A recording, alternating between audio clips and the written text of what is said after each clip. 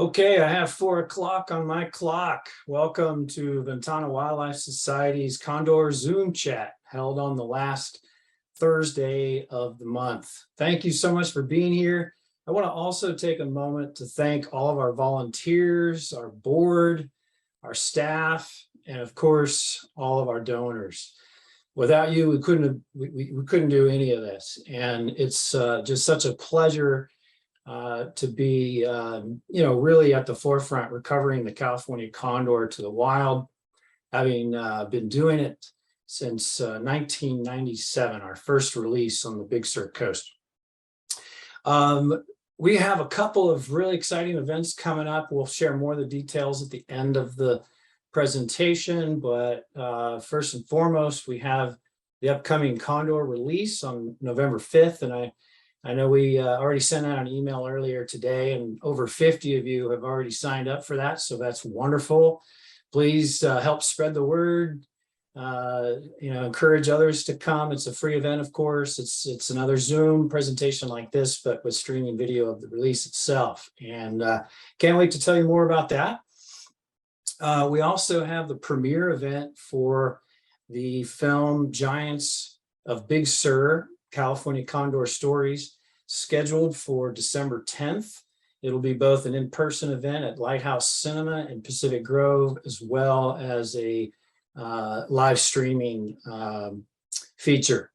So we're really excited about that, so we can finally show it to you. It's the full-length, uncut, never seen, 64-minute long, 3-part series about our California condor recovery work. And we work with great folks in the area, actor and wilderness documentarian Ross Thomas, Mike Buffo from House of 8 Media, and of course all of our staff, or many of our staff, were subjects and stars of the film. So hopefully you can join us in person, or at least watch online. I also want to make one other announcement about the upcoming Zoom chats. As normally happens in November and December, because of the holidays, instead of it occurring on the last Thursday, it will be the preceding, Thursday. So in this case, it'll be November 17 is the next Zoom chat, and then December 15 is the one after that. So let me turn it over to Joe Burnett and the Condor Crew. Thanks, Kelly. Hey, and I have a couple slides to recap what Kelly, the dates at the end, so people can take notes on those, just in case you didn't catch everything, all those dates Kelly mentioned. We put a slide at the end of this. Well, thanks for tuning in. Oh man, we got a lot to update on. Today we have not all the crew with us, but we have Danae Mouton here. We have Camden and Katie coming in live from San Simeon. It's been a really exciting month. And the photo here on the right we'll get into later, but it's just a teaser for what we're going to talk about. But we kind of hinted on it last time about how we're dealing with avian influenza. So we had our first go at dealing with that when we trapped up the birds this month. Anyway, we don't have Evan and Darren with us, and Kara aren't with us this month. We will miss them, but they've been working hard, and they'll probably be in. 1 or 2 of them will be in with us next month. And Evan, we don't have one of Evan's maps this time. We'll definitely have one next time around. But we have lots more to update folks on. A pretty exciting month. So rebuild update. We're making a lot of headway. Again, we finished up the observation blind of the release pen. There's still some final touches that need to be made, but the bulk of it's finished. The flight pen construction is about 50% complete. So we're about halfway done on that. Last update we had just started, so we're getting there, and we're estimating completion in November. And hopefully just in time for trap season. We're hoping to get the pen done in time so we can capture some of our wild breeding females to get GPS on them before they go find a nest site. Makes life a little bit easier for us to find out where they're nesting when they wear one of those GPS transmitters. So I hope we're orchestrating and hoping the timing, the weather cooperates, but yeah, everything's rolling there. And then as far as the cabin, We have some work scheduled the next couple weeks. We're going to get all the foundation work done before the winter, and then finish the rest of the construction after the winter in the spring when things dry out. Just building that in the winter is just too difficult and the weather's too unpredictable. So we're hoping to have everything wrapped up on the cabin by summer 2023. So we're moving right along. And here's a photo of the release pen, really starting to come together, starting to see really nice to finally start seeing the shape of the entire pen. The structure in the back, the metal structure there is the observation blind. That's where the biologists will be spending and interns will be spending a lot of time on condor time, waiting to trap birds. And we can also release from this pen. It's really the foundation for all of our operations, especially around trapping for our project up in Big Sur. So we're excited to see the portion at the top here that you can see is what we call the double door trap, the DDT. This part is nearing completion, and then we've started on the back wall of the flight pen, the larger flight cage. So pretty exciting to see it coming together. Still a lot of work to be done, but it's really taken shape. So the population, no change. We still have the 94 birds that we had last time. And again, that 94 includes not only birds flying in the wild, but that includes the total population for birds we currently have pre-release in captivity and birds that have not yet fledged from the nest. So our free flying population increased by 3 birds. It went up from 83 at our last update to 86. And that was largely because we had 1 chick fledge, which we're going to give more details about later. Very exciting details. And then Pinnacles released their first 2 birds. Between us and Pinnacles, we still have 6 to release. We have 4 down in San Simeon. They have 2 more remaining at Pinnacles. And then there's also 2 birds very, very close to fledging over at Pinnacles that we're anxiously awaiting to see how they do. In terms of deaths, we have no new deaths to report, which is always a good thing. Actually, we've had the last couple of updates, no new deaths to report. So we are at 7 on the year, and hope that number doesn't change and doesn't increase. So keep your fingers crossed. Things are looking good. No new, we still have 2 necropsies pending on 2 of the deaths. And from what we've heard, it's going to be a little while before we hear back on those. They're pending cases. So we're hopefully going to be able to, within a couple months, be able to let you know about those. So that's it on the population. Other releases happening up at, for those who have tuned into the Yurok Tribes cam, they've released a couple more birds up there. So they have 6 out in the wild, and they have 1 bird awaiting release and another bird that's recovering from, they're trying to figure out, looks like it has a beak injury. So they're evaluating that bird at Oakland Zoo. And I think a lot of folks have figured out you can tune in and see that bird on the Oakland Zoo Condor Cam and A7. So that we're hoping that bird makes a fast recovery and will get released hopefully right after A6. And again, Pinnacles released 1081, 1082, and they have 2 more to release, 1060 and 1079. So things are clipping along nice. It's always nice time of year when we're releasing birds. We try to get them out and get them on the wing before the big winter storms come rolling in. So yeah, we have our upcoming release as well. So yeah, and this is where I'm going to hand off the baton to Danae. Tag, you're it. Yep, so we still have 3 active nests in Central California. We have some updates on our nest out on the coast. 477 and 190's chick 1174 has fledged, which is really exciting. That happened on October 20th is when we were able to confirm that. Really awesome that that's happened. We're all very excited. It was a little bit early. I think our expected date was like the 25th. So slightly earlier than we expected, which is always great. So we'll share some more about that in a minute. And then the other 2 nests over near Pinnacles are still going strong. They have 1145, which is the nest in the park. That chick is ready to fledge any day now. I think the expected date for that was actually maybe today. So they're just waiting, holding their breath over there for that one. And then 800 and 747 are nesting outside the park, so we won't know about that one right away. But we're hoping that one will also fledge very quickly. I know, that's exciting. So yeah, there's 1174, our first really good look at this bird. I know a lot of you have been trying to watch on the camera, and the view from the nest is just not the best compared to 190's old nest. This is the first time that we have really gotten a good look at the chick, and you guys have gotten a good look at it. So really awesome. Evan took this photo when he was up at the nest confirming that the chick had indeed fledged.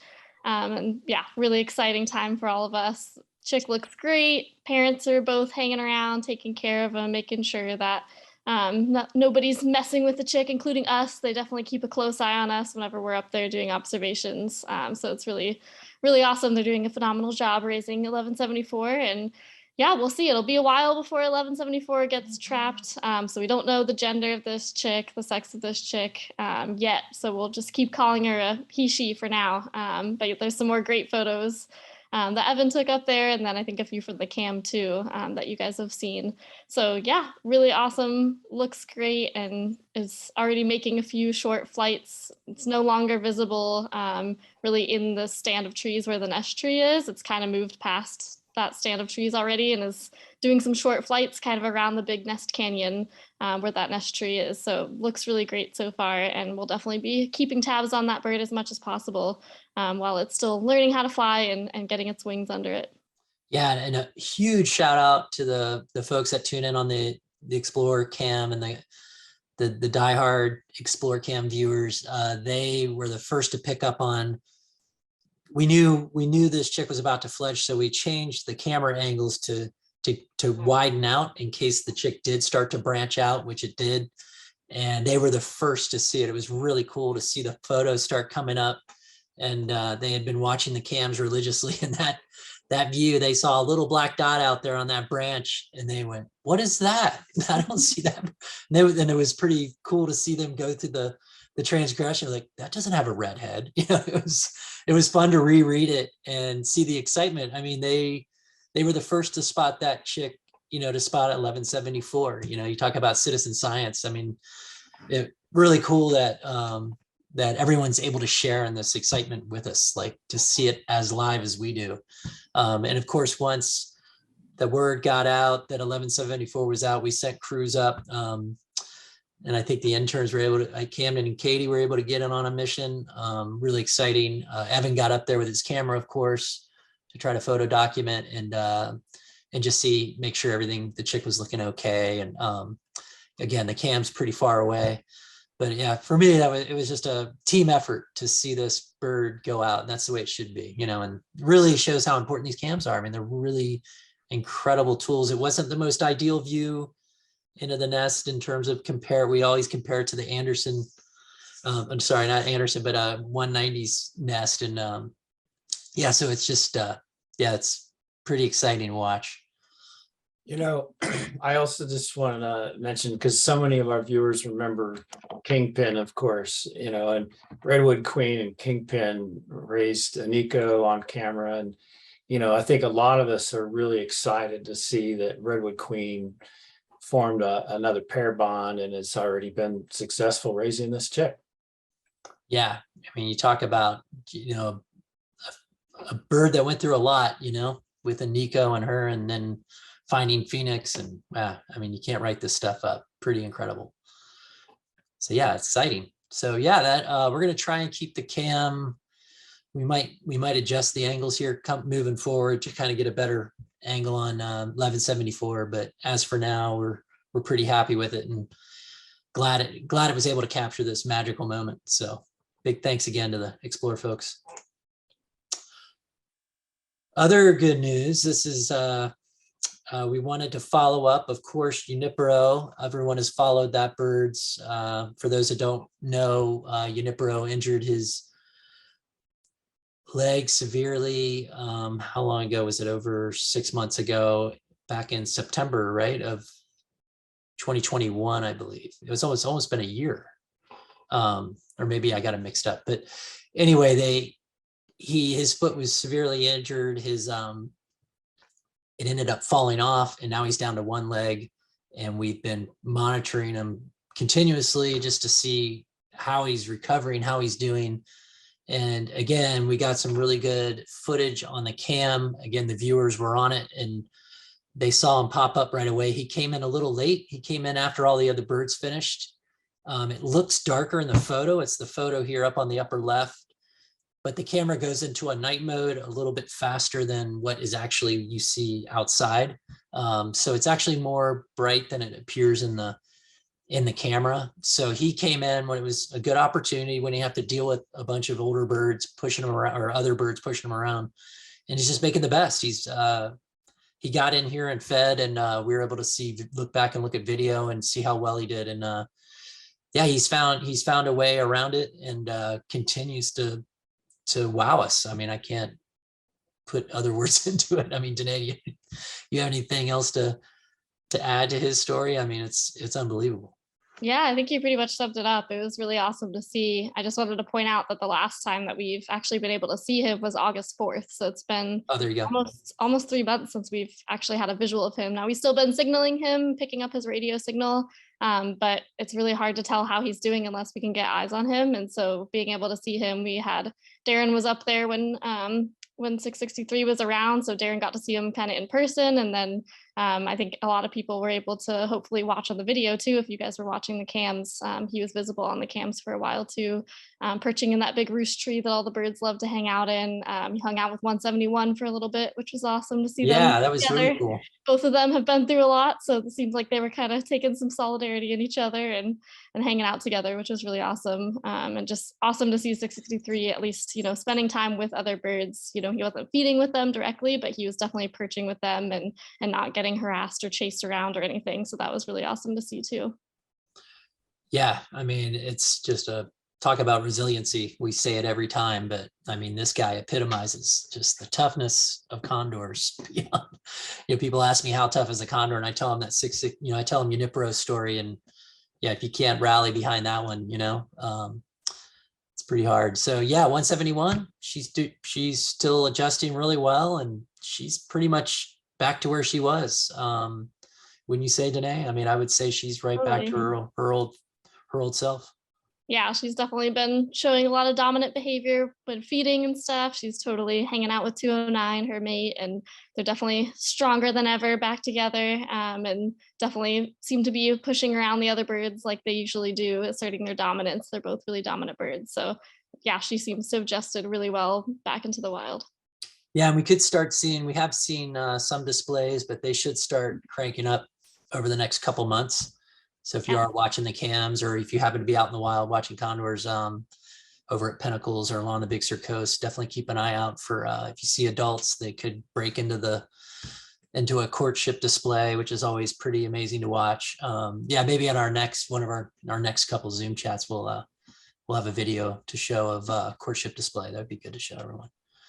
And hey, of course, Joe, is 171 the oldest bird in the flock? She is the oldest female. The oldest female. 168 Beak Boy he's got the oldest bird. I just want to mention too that 171 Traveler is also the bird that was recently treated for lead poisoning, and all of our partners came together and really rallied to save this bird. So many different people and groups, and I just want to make sure that everybody watching knows her story, because in a way she kind of represents the condor recovery effort as a whole. I mean, here we are the last 2 years in Central California anyway, looking at population declines, after 25 years of working with a species, and it's really been kind of scary, but we know we have the right techniques. We know how to save these birds, and sometimes it works out, and Traveler is a great example of that. Yeah, Anyway. it was a team effort for sure, Kelly. Big shout out to Oakland Zoo and LA Zoo. They pulled out all the stops to save her. So National Park Service, Pinnacles, Lighthawk, a bunch of. Yeah, it was amazing. And Nico, and Nico's has the longest running story. She survived the Dolan fire.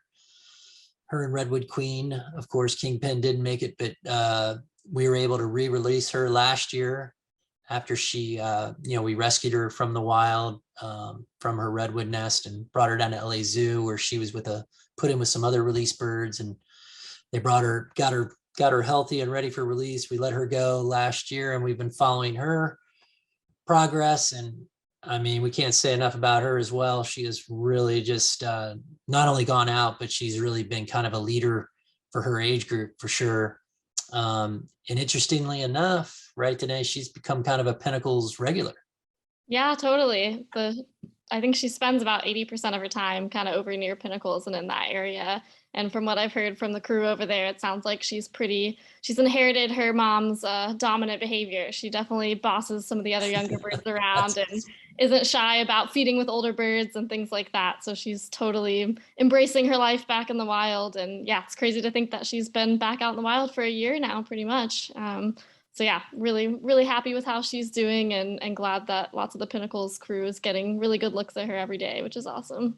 Yeah, I think we saw some foreshadowing last year. Right when she went out the door, she immediately went down to the carcass at San Simeon and pushed everybody off. So Yep. I think we saw a sign of what was to come. And yeah, she has a swagger out there for sure, which is pretty awesome. Yeah, we love to see it. And we've seen her interact with Redwood Queen, at least on the feeding grounds, but anything more particular than that, we have some people who want to know. And any other special interactions with Redwood Queen, or is Aniko just kind of spending so much time at Pinnacles we haven't really seen much? Yeah, I think it seems like she's been spending a ton of time over near Pinnacles for the past couple months. So we haven't seen her out on the coast too much interacting with 190. I think especially right now, since 190 has a new chick this year, she's going to be pretty aggressive. And if Aniko came around, she'd probably just chase her away. So once things kind of cool down and she's out of the breeding season, we might see them interact more. And if Aniko chooses to come back out to the coast and hang out a little more over here, but I think she kind of knows her mom is top dog over here on the coast, and she's kind of establishing her own dominance and setting out on her own over near Pinnacles, and kind of taking a little bit of 190's attitude over there. So we'll see. We'll definitely keep you guys updated if we see them interacting anymore. But yeah, she's definitely interacting with lots of the other birds in the flock. Yeah, in terms of condor time, that's pretty normal. I mean, Anika's going through that phase with other young birds. They're trying to establish themselves, and just, they're pretty busy and just trying to, they're forming bonds now that might be a future mate or a future someone else they're going to lean on in the future. So, yeah, you can't help it. The parallels to humans are pretty funny, but it's just the classic, the kid out, the kids left the house and going off to make its own way. So yeah, we kind of feel like that's what's going on. And again, 190's, Redwood Queen's busy. She's raising a chick right now. She's got her hands full with foraging and feeding, making sure 1174 is taken care of. So yeah, that's Condor. This Condor's never stops. They got to keep rolling. All right. Well, this was fun. This would be fun to update on. We'll get Katie and Cameron going here too. We did our San Simeon handling day, and all went really well. And this day is very important because it's a day each bird receive, or each of these rookies, as we call them, they get a health check. We draw blood. The blood samples, just folks to know, as you know, we study the exposure of condors to lead. And this first sample we draw is kind of like the baseline for this bird. So moving forward, we can monitor. We know at this point they have 0 lead in their blood. So this is kind of the starting point. And when we catch them a year from now, after they get released, and we catch them again, we can look at their blood level again and see if it's climbed or stayed the same. Hopefully it's very low, but sometimes it goes up. But it's part of the larger, research that we do to monitor lead exposure. And of course, we put the transmitters on. We always put a radio, and and fortunately at San Simeon, we've been able to put GPS on all the release birds down there. And also the wing ID tags, which Katie and Camden painted this year, and they look awesome. Look at that 87 down there. Perfection. Yeah, that's always a project that we take pretty seriously, and we all we all give our 2 cents on. But yeah, the process is good. This is Kara and Camden. We even got Meredith involved this year. And I think the one thing you're noticing in these photos is the white suits. And we talked about it last update, but because of the highly pathogenic avian influenza that has now reached Monterey County, we stepped up our we call it PPE, our personal protection equipment. And part of that, anybody that's actually going to be holding a bird or handling a bird, we make them wear the white Tyvek suits. And then we also wear gloves, we wear eye protection and mask. And again, this is so we don't spread it among them as we handle different birds, potentially pass on the virus to between the birds. So this is going to be until we get a better grip on what, as we call it, the acronym HPI for avian influenza is doing. We're going to continue these until we hear otherwise. And again, we're checking in with a team of vets that oversee a lot of the stuff we do with condors in terms of when there's a disease outbreak like this. They inform us on what steps we need to take. So right now it's basically we're gonna just monitor and try to protect protect the birds by wearing this PPE. And I don't know, today how would you gauge? Did it impact how we handled the birds wearing the Tyvek? Yeah, definitely. You get a little steamy inside those Tyvek suits, but other than that, the birds aren't really bothered by them at all. They're a little bit cumbersome for us to deal with, but overall, it's totally better safe than sorry. We want to take all the necessary precautions, and it doesn't impact the bird's safety or anything like that. It doesn't cause them any kind of harm, and so it just causes us to adjust a little bit, but it's totally worth it. And yeah, everything went really smoothly with the handling, even with dealing with all these extra precautions we had to take, and it went pretty quick too. So we weren't stressing out the birds for too long or anything like that. And so yeah, it's always an adjustment when you kind of take on new things like this and kind of start new protocols. But everyone in the crew did an awesome job, and the birds did as well. Yeah, and we're always training folks on different handling, or someone's learning how to put on transmitters. We're always also training. So this was an added layer to that. So it's just we didn't know how it would go, but it definitely went pretty darn smooth. And Katie and Camden did awesome. And it was a great kind of crew day.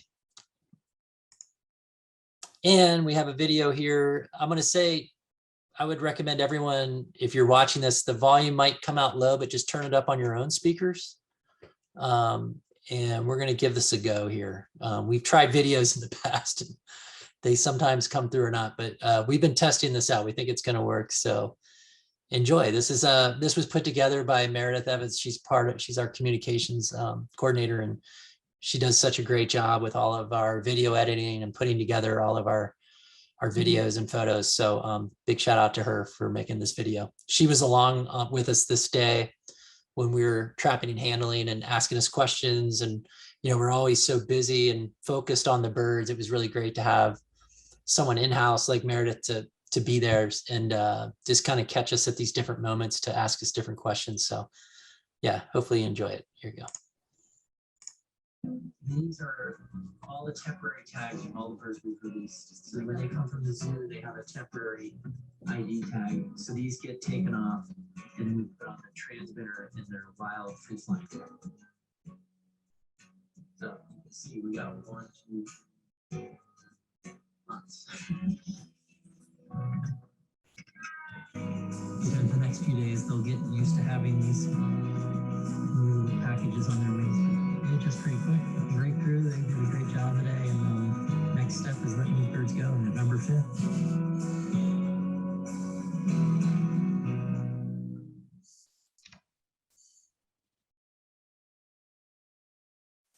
Oops.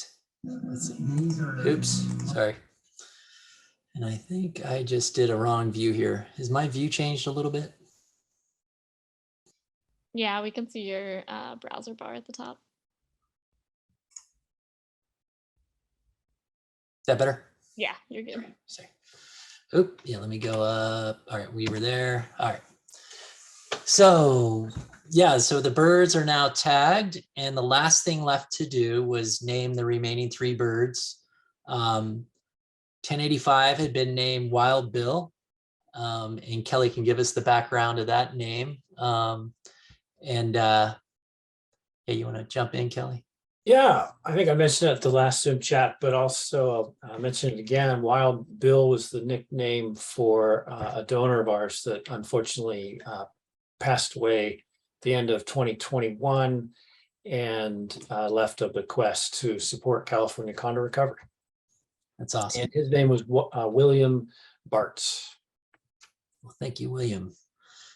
Yeah, so it's a great way. And so Katie and Camden and the rest of the crew came up with a really cool idea. I'll let you take it away here. And Katie and Camden.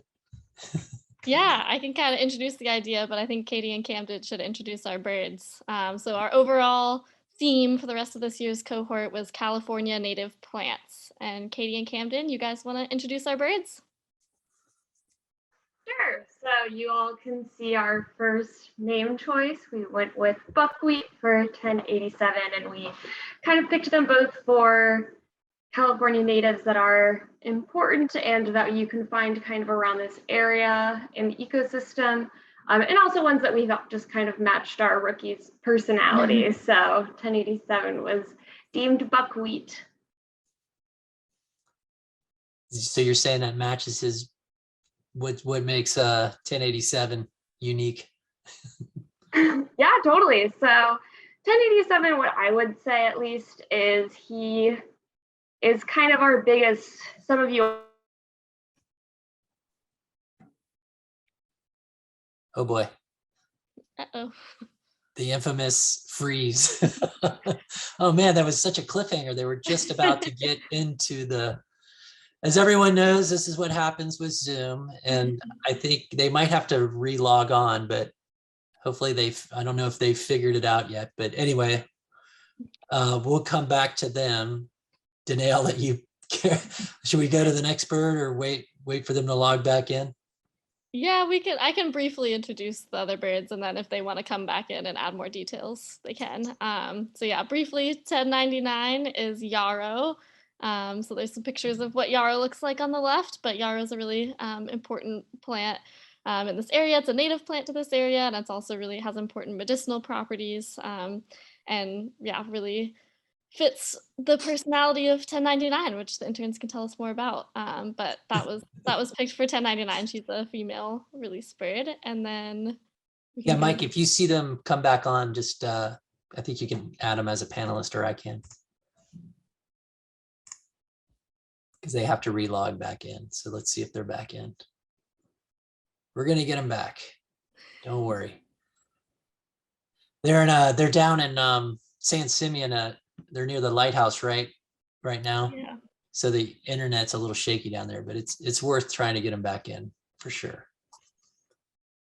But yeah, that sounds like they dropped off. Anyway, so we'll go to the next. Let's see if they came back on real quick. Nope, I don't see them yet. Okay, the next bird is 1100. I love this name, by the way. This is awesome. Yeah, we decided to name 1100 Madrone. It kind of, I don't know, to me it almost has kind of a maternal sound to it, Madrone. She's kind of somewhat of a matriarch, if you will, of her cohort. It seems like she's one of the more dominant birds, and she's also the only one named after a tree species, which I don't know, she gives off that energy of just being a strong, confident bird. So yeah, we decided to go with Madrone for her, another awesome California native plant. All right, so I got a message from Katie and Camden. They're trying to log back in. They're definitely having internet issues down there, so I think they're back. They might be back in here. Let's see. Madrone's also a very important wildlife food, Oh isn't yeah. it? Yeah. Totally. yeah, all of these species are really important for wildlife and the ecosystem as a whole. Hi. Yay! Oh, they're back. Back. Sorry about that, everyone. We're back. The joys of field housing. Hey, we get it. You know, you're in a remote spot, so it's going to happen. I was going to go back. Oh, wait. Yeah. There we go. So we left off on, yeah, you guys, we had talked, or you were just about to tell us about 1087. And then I cut you off. Sorry, I don't know. I'll do an abbreviated version since I don't know exactly where I don't want to waste a bunch of time. Kind of like beautiful buckwheat, you've possibly seen it kind of swaying, rattling around out in the field. Oh, we lost him again. Darn it. Yep. You All know, right. I'd love to see the video work, but maybe they try it without the video. Oh, that's a good call. Yeah, there we go.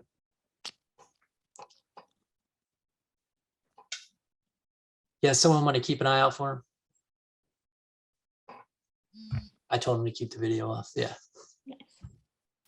So yeah, we were at 1100 Madrone. Yeah. And I kind of wanted to mention too, just a quick thing about the tags. You'll notice that 1085 and 1087 and 1099 all have orange tags. 1100 has a red tag, which we also know 190 has a red tag. Our 100 birds have red tags. So because we're kind of cycling back, we've gone through the thousands birds and now we're into the 1100 birds. The way we're going to denote that is with a line under that number. So that way, even when 1100 reaches maturity and she has a red head just like 190, we'll still be able to tell them apart by that red or by the white line under the number there. So that's why we're starting to see repeat colors. Is just amazing that we have, yeah, more condors than we have colors to put on them, which is really cool. It's a good prop to have. Yeah. Absolutely. Oh, so this is another video.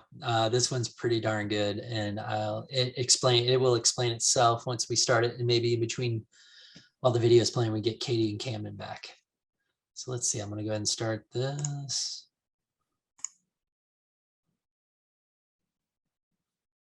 Maybe Danae, you can walk everybody through this layout here. Yeah, sure. So this is in the San Simeon pen. 1085 and 1099 are having a little pool party. Their little bath right there is the perfect size for them to hop in and take a little splash. It's pretty awesome. Condors love to take baths, and just like small birds that you see taking baths in a bird bath, that's exactly what they're doing. A little grosser bath water probably when they're done using it, but they're having a great time. And you'll see some wild birds kind of walk by in a minute and check it out. I think they're a little jealous of the pool party happening that they apparently weren't invited to. Yeah. So it's pretty awesome to see them interact like that. Oh yeah, this is 904 coming over. Yeah, 904 and I think 956 is the other bird in the background there. Both birds that have spent a lot of time down at San Simeon, so they're just checking out those rookies. Yeah, that's a great video. Oh wait, it did it again. Sorry, folks.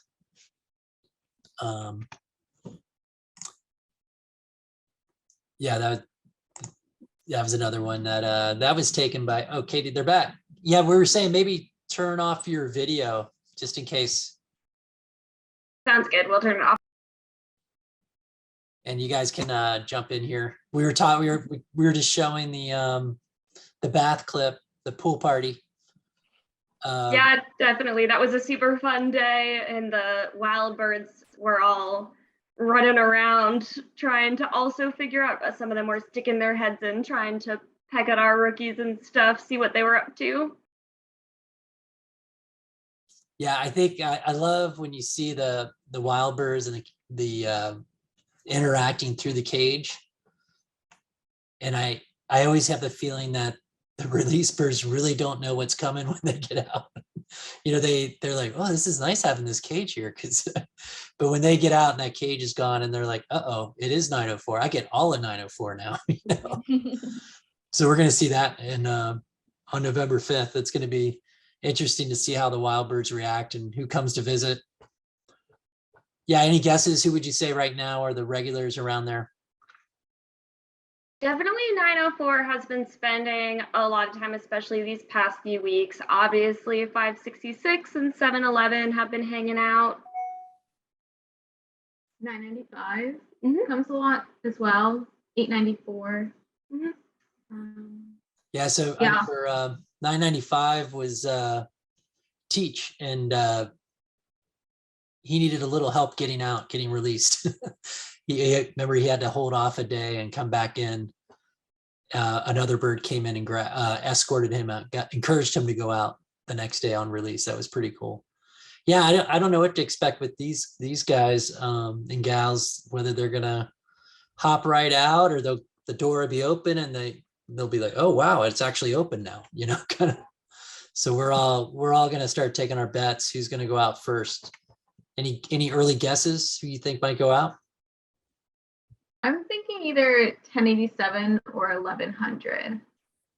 Ah, My guess, only because his favorite activity is sitting in the DDT and staring out over the hill, is 1085.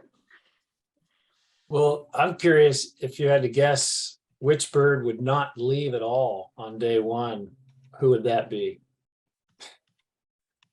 Probably 1099. My guess would also be 1099. Yarrow, what, kind of a homebody then, or what? What do you mean? Yeah, she's a little bit of a homebody. I think she also is a little less into the pack dynamics that we see with the other three. So the other three, somebody goes and does something, the other ones will follow. 1099 tends to do her own things. So potentially, I think she'd be less likely to follow once the other ones were out. I feel like the three others are gonna leave and she's gonna be like, oh, I have this all to myself now. finally, you guys are out of here. All right, cool. Well, we'll see. Yeah, speaking of 1099, she definitely seems to stand out. You know, she definitely has a unique personality. Yeah, I'd say so. I have to admit, out of the four, she's definitely, I would say, my favorite. Don't tell the others. But yeah, she just spends a lot more time in the main pen while the other three are in the DDT. So I feel like we just have eyes on her more and spend more time with her. So it's hard not to fall in love with their cute little faces. Yeah, we were talking about buckwheat and then madrone. We were all commenting we really love the name madrone. When you guys were cut out, Danae was saying it's kind of like it's a matriarch spin to it. But yeah, what do y'all think about 1100 and her personality? Yeah, I mean, it definitely sounds like Danae hit it on the head. 1100 is definitely one of our most dominant birds that we have in the pen right now. She does not take anything from anybody. And she's definitely a boss. So kind of thinking of her in terms of this, you know, not overpowering though, but beautiful stately tree like a madrone, very like matriarchal. And that's kind of how we think of 1100. So are you two getting excited? I mean, your birds are about to go out down there. You've been watching them round the clock, and are you ready for the next step for your for the 4 release birds, for the 4 rookies? I'm so excited, but also so nervous. I'm just like, Yeah, I feel like a parent sending my kid to college. I don't feel ready, but I know they are. Yeah, that's awesome. That's I think one of the best comparisons. Yeah, it's bittersweet. You know, you like, you know, they're nice and protected in there, but they got to spread those wings, right? Yeah, You know what those totally. wings are for. It's kind of elementary school though, right? Yeah, more like elementary school. Yeah, definitely. So on that note, trying to get to the next slide, that's the release coming up. It's going to be here before we know it. November 5th. I think everybody can see that. November 5th at 9:30. You can join us on Zoom. It'll be for those who tuned in last year for our release, it's the same format. Tune in at 9:30. We'll have a countdown. Oh wait, I went the wrong way. Sorry. Yeah, log in at 9:30. We'll be giving some, we'll be doing some pre-release commentary with the whole crew. We'll have Katie Camden, I think Evan and Darren down at San Simeon in the pen. They'll be the, you know, like we did last year, they'll be operating the doors, and we'll start the countdown, and then at 10, we'll open up the doors. And, you know, if they all go right out, you know, we'll probably end the Zoom at 11. If they take a little longer, we might extend it. So it's kind of a little bit of a loose ending, but yeah, it'd be one of those deals where if birds are taking their time going out, then we'll probably stop the Zoom and ask folks just to watch the cam the rest of the day. Cause yeah, again, we're in no means rushing them out the door. We want them to go on their own accord. And again, that just comes with, you know, the more patient and careful they are, the better. That's something we like to see, that they're cautiously approaching this life in the wild. So yeah, and it should be a fun day. So we hope everybody can make it. And we also have some other, we have time for questions, but I just wanted to jump ahead to what Kelly had mentioned. I'm going to leave this slide up while we do questions. And also we got a nice shot of what Kelly was mentioning, the California Condor stories, Giants of Big Sur. I think this image really captures it. We really put a lot of time into this. It really captures the essence of what Ventana has done, and really what better way to tell it than through the Condor stories, you know. And I think we captured that. I feel like we captured that pretty well. And there's lots of stories. I think we just really the tip of the iceberg. I wish we could tell them all, but I think we told them probably the most important ones, and we really hope everybody enjoys it. We put our heart and soul into it. And for those that can make it in person, it'll be a special night. And if you can't, Kelly, there'll be streaming options, right? Yeah, that's right. If you would go back to that previous slide, we can see that calendar again. Yeah. You know, we really, you know, we recognize that Condor releases draw a lot of attention. So we really want to see as many people there join us as possible. So we encourage you to share that with friends and family, nephews, granddaughters, grandsons, so on. And just to kind of sweeten the deal, we're also giving away a Condor adoption. So it's, you know, we got the holiday season coming around, so maybe it's a gift you can think of. I think it's the 5 most referrers will each get a Condor adoption. So that's for the release event November 5th. Just a fun little thing to try to get those numbers up there, you know, so we can get our story and the Condor story out there as far and wide as possible. And, you know, both the Condor release on November 5th, as well as the premiere event for Giants of Big Sur, are available to register online right on our webpage. And last thing I just want to mention is we still have some time left on our U.S. Fish and Wildlife Service matching grant program. We're doing quite well on it, but we still have a little ways to go. So we also have a year-end fundraiser with Monterey County Gives. That's going to be coming up soon.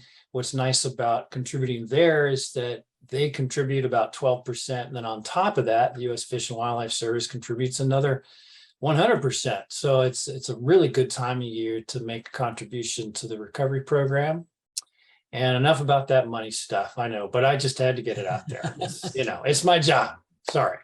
But anyway, I hope you can join us this season, this holiday season. We have a lot of great things lined up. Thanks, Kelly. Yeah, Mike, we got some questions there. Well, just to clarify, we're not releasing these birds at 9:30 p.m. We're doing it at 9:30 a.m. Oh, good point. Just in case you did that typo. Services that wasn't me, permit.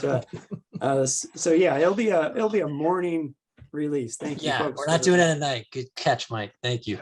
Well, there's plenty of folks that caught that before.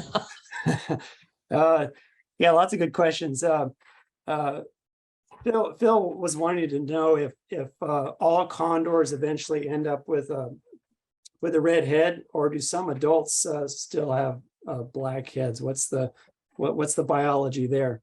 Yeah, they all end up with the beautiful bald, not that I'm partial or anything, but the beautiful bald and orange redhead. They reach that typically around, they start to turn around 4 years old, 4 to 6 years old. They make the switch to, from the darker head that you saw with a Nico to the full, beautiful head that you see with Redwood Queen and the others, the other adults. But yeah, it's a transition to adulthood, whether you're male or female. That's the transition. Yeah, unless you're a black vulture in the southeast part of the U.S., you would have the dark head all the time, pretty much. Yeah, and Andean condors as well. That's true. Yeah. Teresa, in our home area of Salinas, California, wants to know if condors are able to feed themselves independently. So I'd like to ask Danae, if Danae's handy. I'm going to answer the question and say, you betcha they can feed independently by themselves. But Danae, if maybe you can tell us, you're out there quite a bit and you manage our volunteer tracking program. How often do you see condors feeding on natural carcasses out in the wild? And how well can they scavenge for food in the wild by themselves? Yeah, totally. This year has actually been a really good year for natural carcasses. We've had a lot of sea lion carcasses wash up on the coast, and we've observed condors feeding on those several times. And they're a huge draw for condors. They definitely love seafood. They love their natural food sources, and so they definitely go to town on one of those whenever there's one out there. You'll see a bunch of them feeding together. We've seen our 2021 chicks, when they started fledging and exploring more, they started feeding on those carcasses too. We've seen some of our rookies that we released last year from San Simeon. I think 1019 was feeding on a sea lion carcass this year. So it doesn't matter if they're hatched in the wild or in captivity, they learn to find those natural food sources.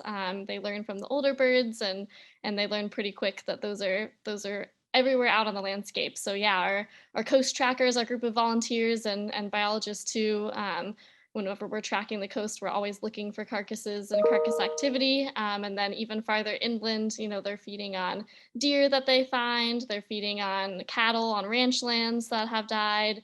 And anything that's dead, they will definitely go for and they will eat, and they're pretty good at finding it.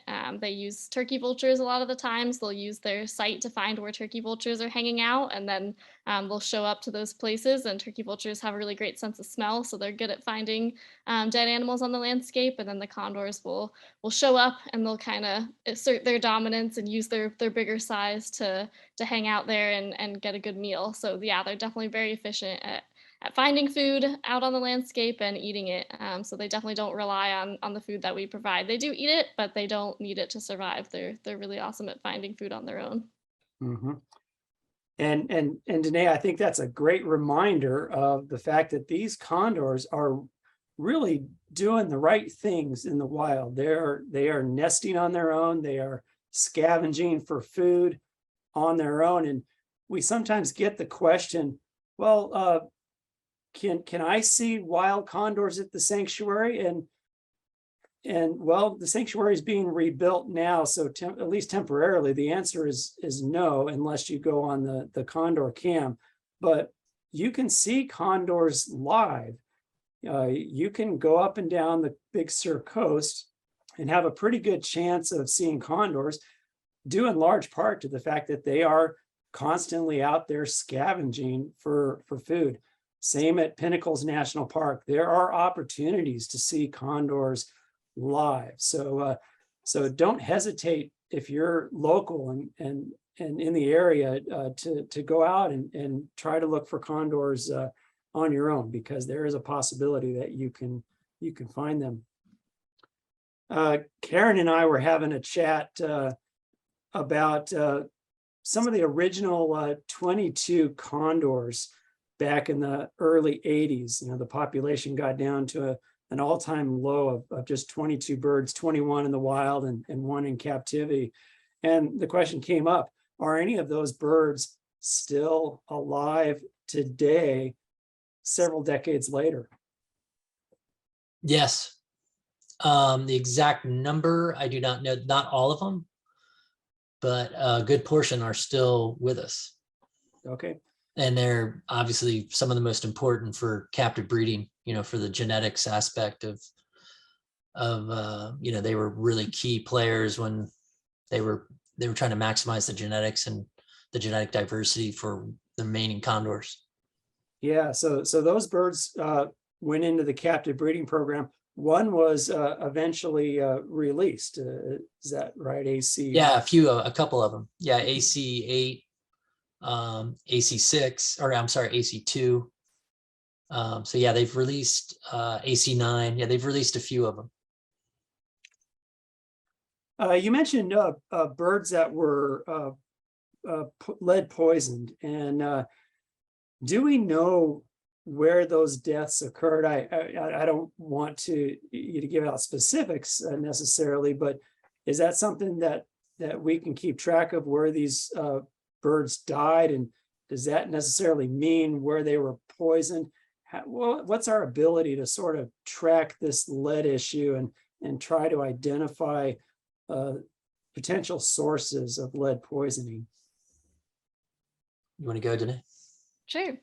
Yeah, so we do have, unfortunately, if we have birds that do die out in the wild, if they do have a GPS on, that helps us locate them. If not, we use their radio tags to triangulate and figure out where they are and try to retrieve those birds that have died. But it's not necessarily where the bird dies is where it got sick. Lead poisoning is something that happens over time. So when the bird ingests the bullet, it takes time for that bullet to kind of sit in their gut and that lead to slowly leach out into their system. And so it's a process. It can be sometimes even months depending on the exposure. And so sometimes where the bird picks up the lead is not where the bird is going to end up dying. And typically where we see birds that are sick, they do tend to self-isolate. So they stay away from other members of the flock. So they don't typically go to the big feeding sites or the big areas where they know a lot of birds are going to be hanging around. They'll kind of go somewhere off the beaten path and find a quiet spot where sometimes they can just wait it out and recover if it's a less severe case. And then in a lot of the severe cases that end in mortality, that's where they'll usually end up dying, as they kind of lose the ability to fly and move around a lot. So Phyllis asks about the lifespan of condors, and we often say 40, 50, or even 60 years. They're designed to live a long time. But Phyllis was a little more specific. She wanted to know the average lifespan of a condor. Is that something that we can put a number to, or do we have the data that really show that? Yeah, I don't think we have enough data yet. I mean, we know it's in the 50 to 60 year range. Topa Topa, who's in captivity at LA Zoo, he's in his mid 50s. So we know, and he's still actually, I believe we'd have to ask Mike Clark, but I believe he's still breeding. So, and he's in captivity. We think in the wild, obviously it would be a little different. They're getting a lot more stress out in the wild than they are in captivity. So yeah, it's, the verdict's out, but we know they're long lived based on what we know about Andean condors, close cousin to the Californian. We know it's 40 to 60 years. Yeah, and there's a lot of unnatural mortality. Yeah, that's really bringing that average down, and so that's the difference between maximum and say the average. Yeah, versus if you're asking the average death of the birds that we know that have died, that would be, we could answer that. But not of, that verdict's still out. Yeah, we'd have to do some math on that. Katie has a question, and I'd like to maybe bring Kelly into the panel on this one.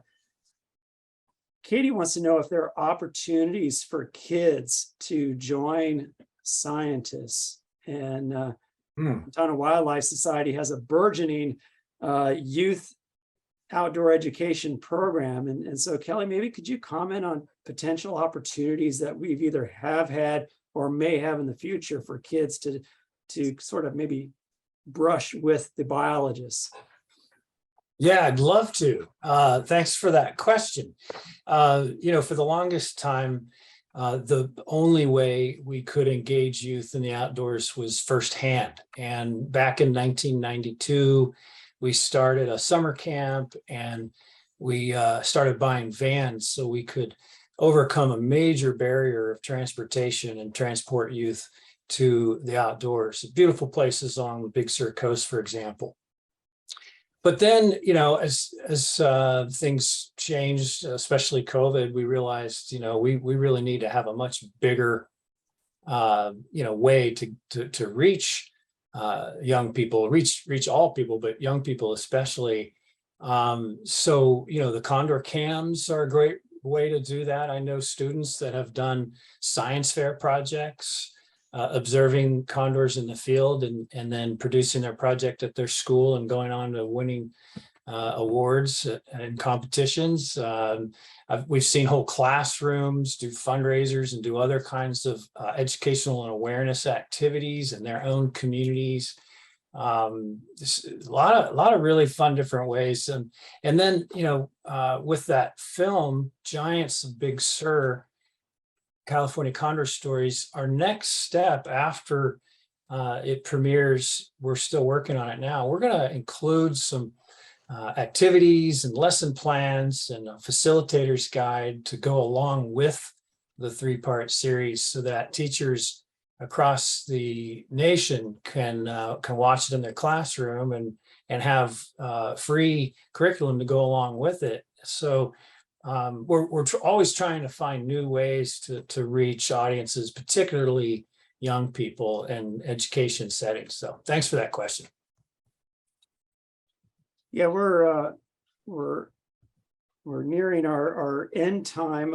Just reiteration of those dates to come. Releases on November 5th. We have the next Zoom on the 17th of November, early because of Thanksgiving, and then also the premiere of Giants of Big Sur on December 10th. And we really look forward to that. One question that came in is, will it just be the viewing, or is there some discussion, maybe a chance to answer questions during that event, Kelly? Yeah, you bet. We're going to have a Q&A afterwards, and we'll have the subjects of the film and the creators of the film join us. So it's going to be a great event. I'm just super excited, honestly, to see it on the big screen.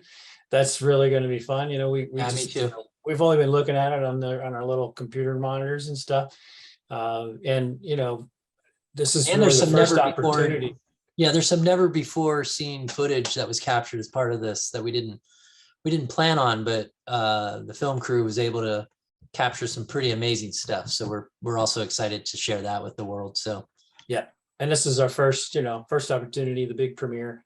We are included in the Wildlife Conservation Film Festival. It's a virtual film festival, November 30th to December 9th. But that's just a short version. We're really excited about premiering the full 3-part series on December 10th. Yeah, those of you who are interested in condors, and those of you who are interested in the lead poisoning issue and what we're doing about it, you can see some footage of us interacting with hunters and ranchers. So it should be really interesting to see. Thank you so much, Condor Crew, and thanks everyone for joining us. I really like that announcement graphic there produced by Meredith Evans, our communications coordinator. We look forward to seeing all of you again on the 5th and then on the 17th again. yeah, we're excited. The countdown has begun. Yeah, Got to wish those rookies off. send them off. Off they go. But yeah, thank you, everyone. Yeah, have a good evening, everyone. Good night, everybody. Bye, Katie Camden. Wow. Thanks for tuning in.